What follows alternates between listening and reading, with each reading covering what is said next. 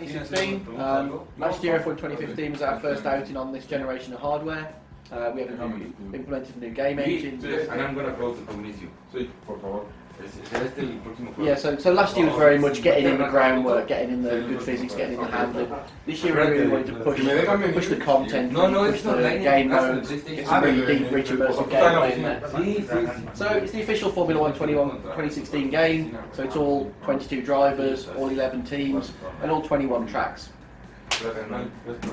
So the big thing we wanted to do this year was put in a new career mode, and we wanted to use a really deep, rich, immersive career experience. Give the player plenty to do, plenty to keep them driven through the game, always giving them goals and always giving them things that are very real world Formula 1, but in a way that keeps them invested in playing the game. So the first thing we wanted to do was actually give the player the choice of a career avatar, so you can pick somebody to represent you as your character as you play your career mode. And then we wanted to give them the chance to select a helmet design. So it's really personal in Formula 1 or in any motorsport that you have a design on your own helmet. So you pick the helmet design and then you customise 3 of the colours on that to tailor it to how you want it to look. And we also allow you to pick your driver number. So in the world of Formula 1, the driver number is something that the driver will take through their career these days. They'll actually elect to pick a number and that stays with them. And we wanted the player to also be able to do that. And these elements also go into the online game as well. So if you race online, you'll see your helmet, you'll see your number on the car, which I think is really cool. But the reason we wanted the player to be able to put so much investment into the character is because they can do a 10-year career. So it's quite important that they feel really invested in who they are within the game and their character.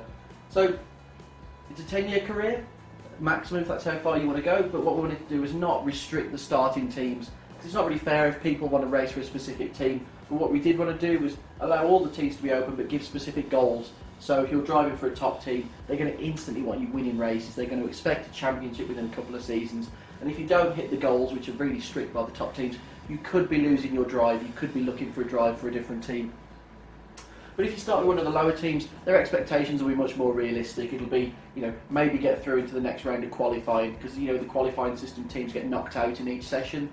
It may be that they'd like you to get into the second round of qualifying, or it may be that they'd just like you to score a point. The goals are much more realistic. So you can choose to either go in at the top and be pressured to be winning all the time, or go in at the bottom and start working your way up, or even look for a new contract. There's different ways you can progress your career.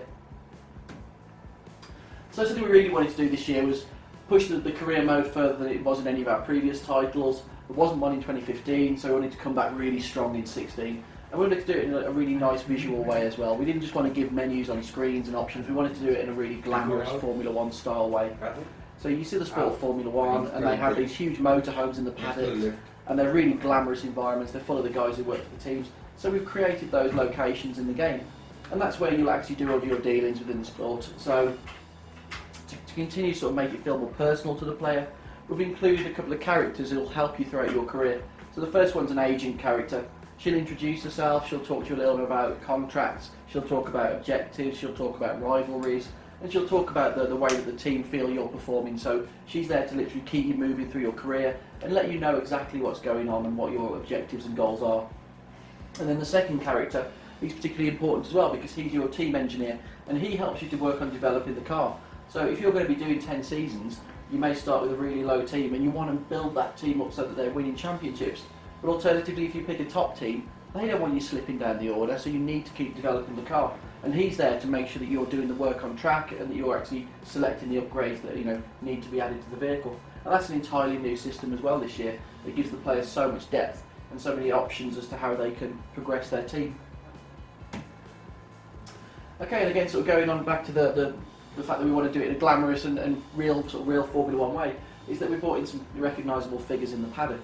So it's not just the drivers these days who are really recognisable, it's also some of the team bosses. So for example, we've got Maurizio Arrivabene there for Ferrari, you'll see Toto Wolff, you'll see a lot of the paddock recognisable characters also in that environment, which again just reinforces that it's an official Formula 1 game set in the world of Formula 1. And then sort of taking that inspiration from Formula 1 again to really immerse the player. Rivalries are such a big thing this year. They have been for the last few seasons, they've always been big in Formula 1, but the Nico Rosberg and Lewis Hamilton rivalry at the moment is absolutely, it's front page news in some places now. And we wanted to really play on that as well. So at the start of your career, your agent will introduce you to the rivalries and explain, you've got to beat your teammate. He's driving the same car as you, it's important that you beat him. But don't just beat him, set pole position, fastest time in practice, win the race, fastest sector times, clean laps. All of these things show that you're the dominant character in the team. And if you're the dominant character in the team, you might get number one driver status. That's important because it helps you get R&D quicker. You'll get more R&D than your teammate, so you can pull away from your teammate. And then as the game progresses and the season progresses, the rivalries will be formed with other drivers on track as well. So your agent will explain to you that you've got a bit of a battle going with another driver, and that's another rivalry that you need to overcome. And it's all about keeping the driver driven to win these little battles along the way to becoming a world champion. And something else that we've also taken from the sport is an affiliation system where, if you drive for, say, Toro Rosso, they're a sister team to Red Bull. So your move, if you're looking at contracts, is to move between the two teams is much easier because of that affiliation between the teams. So because we brought in such a vast career mode, we really wanted to fill every session with really cool gameplay and things that are inspired by the world of Formula One. So in practice now, we wanted the player to take part in a series of little tests, and these are there to do multiple things. So track acclimatisation is an on-track system. It's a gated system where we teach the player to drive the lap smoothly and teach them how to race a circuit. All the time they're being rated for doing so they get points which then can be attributed to their research and development to develop the car. It's also really cool because it gives you really defined targets all the way through the session, and it helps you to learn the circuit. But also as well, it's really addictive. It's really addictive to want to get those sectors correct. Always keep hitting those goals. Get the purple, which is maximum out, or get the green to pass. It's always really keeps you wanting to come back to play some more.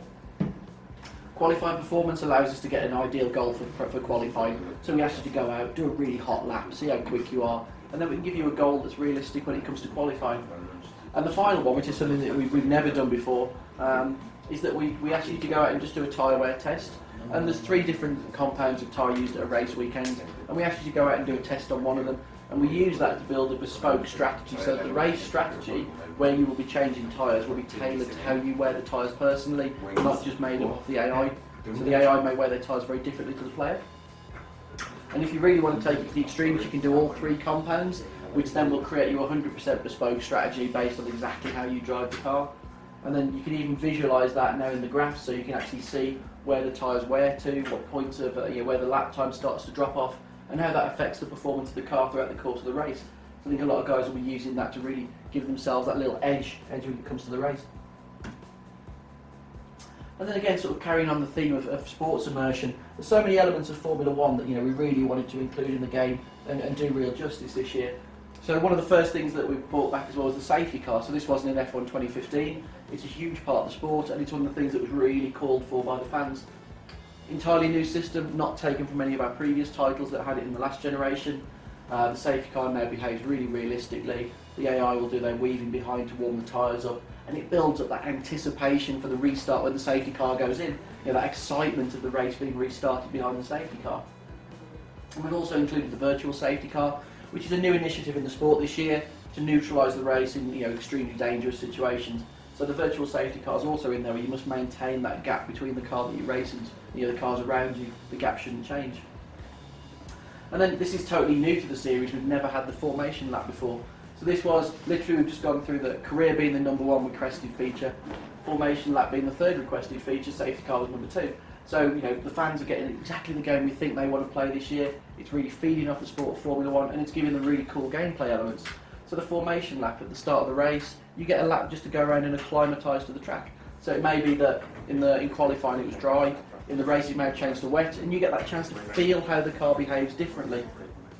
It also gives the opportunity to warm your tyres up, get your brakes up to temperature, and these will assist you when it comes to the start, so you stand more chance of getting a more effective start. And then also the pit stops. Pit stops are a major part of Formula One, and we wanted to give the player again another element of sort of risk and reward when they enter the pit lane. So there's now the element where you can see the speed at which you're approaching the pit lane speed limit line and the distance that you're closing on that line, and you need to brake down to the right speed so you don't get penalised. So there's tenths of seconds to be gained there, or lost, depending on how you perform. And then we've also added in the new 5-second penalty rule. That's something that's been recently brought into the sport, and we wanted to represent it correctly in the game as well. It's not just about all the sort of the big things as well. We've also looked at those little attentions to detail that make a real world title like Formula One feel believable to the player, feel rich and immersive. And we wanted to bring in things like the pit wall boards. So now these are particularly apt because in career, obviously, you have your name on them and you have your own number. So it feels like, it's really your name being held out there on the pit wall. And they look super cool. It just adds to that level of realism and richness. So another new element that we've never had in the series before is the interactive race start. So at the start of any race, it's a moment of absolute tension. So we know, if you've ever been go-karting and you sit there on the start line and everybody's waiting to go and the lights are about to go out, it's a real moment of pressure and excitement, and we wanted to get that into the game. So we've implemented a system where you can hold in the clutch, set the revs, and then as the lights go out, you need to time your let go of the clutch perfectly. If you get it right, ultimate start, you're brilliant, you'll pull away really cleanly, and you may gain a place. Alternatively, you could also jump the start if you go too early, or if you go late, you'll lose places. Or you could even just bog down or get too much wheel spin. There's so much gameplay elements there as well. So in the online game, the pressure will be immense when you're racing against other people. That small mistake could lose you a lot of places in your race. And then also sort of showing, again, we've always wanted to represent the sport as realistically as possible. And wheel tethers have been quite a major thing in the sport in the last few years. They've been a safety initiative, keeps the wheel attached to the car, and people do like seeing incidents. They do like to see crashes. And so we've pushed the physics system further so that now when you have an impact, the wheels will flail around on their tether, but they remain attached to the body of the car. It looks really cool, but again, it's also representing exactly what you see in the sport of Formula One. And then sort of building very much on what we had in 15, we had a really strong on-track experience. The driving model was amazing. So there was a lot of talk that the people wanted the penalty system and the car damage to be more sensitive and the penalty system to be more accurate. So we've worked very heavily on what happens under the surface with the penalty system, which has allowed us to move it to there's a more sensitive version of the penalty system now, which if you choose to play at that level, it will penalise those little cuts that people shouldn't get away with. And the same with damage sensitivity. If you clip a car ahead of you with your front wing, you will see bits of wing splinter off more readily. It really makes the car more sensitive. But both of those options are scalable, so players can turn them right down or even all the way to off. Depends on the level of immersion that they want to give themselves. And then taking the on-track a little further as well, we've remodelled a lot of the curbs as well, so they're more realistic, so they've got more of a sawtooth to them, or that the little sausage curbs are more pronounced, so it bounces the car realistically. We've also worked on the barriers, so the barriers, when you impact with them, they now move. So things that people see in the real world of Formula One that they expect to see in the game. And we've treated all the surface grip levels as well. So now the curbs, you can't lean on them quite as heavily, they're a little bit slippier. The AstroTurf's slippier, the grass and the gravel, they have more of an effect on the handling of the car. And then, as I've already said, the handling in 15 was globally really, really well received.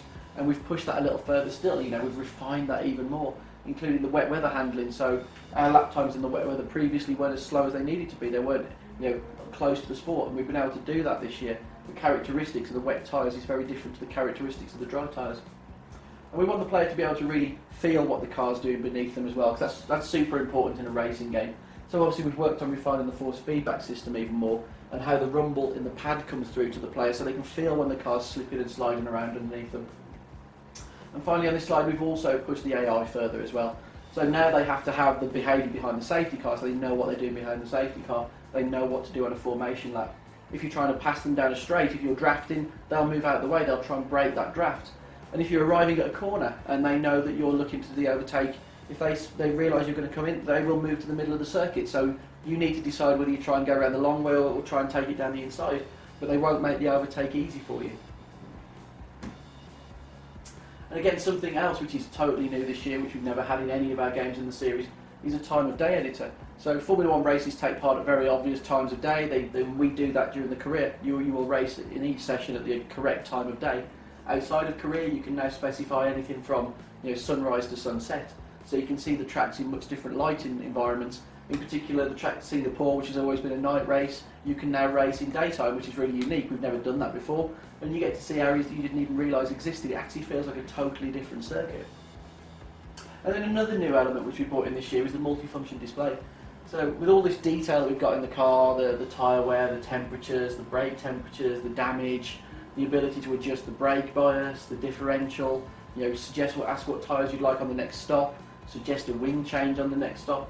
All of those things are now encompassed in this really, really cool element, the multifunction display, which gives the player great control over the car, but also really great visibility of what's going on. So if they do in a long race, for example, they always know what's going on with their car. Okay, so we've been really lucky this year as well. We always love it when the sport gives us some little gifts, and this year we've had 3 pretty major ones. So we've got the new Haas F1 team, which is fantastic. It's great to see a team not only come into the sport but actually be competitive from the off. It's very rare any team ever comes into Formula 1 and scores a point in their first season. Haas have done so. So that's awesome for us to see a successful team already coming in and already being competitive. And it's always great to see new cars, new liveries. It always freshens things up even more. And then we've got the new Baku circuit in Azerbaijan, which is absolutely immense. So I mean, when we built it, it hadn't been seen. It was totally new. So its first viewing was actually in our game. It's the largest track we've ever had to build. So when you look at somewhere like Spa, it's a very long lap, but it's actually not that big a track to build. It's very much green hillside. But if you look at somewhere like Monaco, for example, Monaco's super dense buildings, so there's a lot of work goes into Monaco. So this is like a Monaco times 2. It's a long lap, but it's got super amount of buildings, very different architecture. So a lot of time and effort went into building Baku. And then we're really lucky that Germany's back on the calendar with Hockenheim. Hockenheim's a fantastic circuit. It's a proper old school Formula 1 track. The cars really feel natural in there. So this is their home environment for me. It's one of my favourite tracks to race. And then something we did last year was we updated the game post-launch, just to include some of the sports updates. So when teams change their nose, for example, like the Force India, we were able to give them that facelift. So this year we're throwing out to the teams and saying, look, we want to update your cars and liveries to keep them up to date, and let us know if you'd like us to do that. We get the reference, we can build those new assets, and at 2 points during the game's post-launch, we'll be able to update the visuals so the cars will be up to date, and again it keeps it relevant all the way to the end of the season. So I think that's important when people are watching it on TV and they want to see exactly what they're seeing when they're watching the sport on TV. And then finally, this one's really cool. This is something that we've never been able to do before.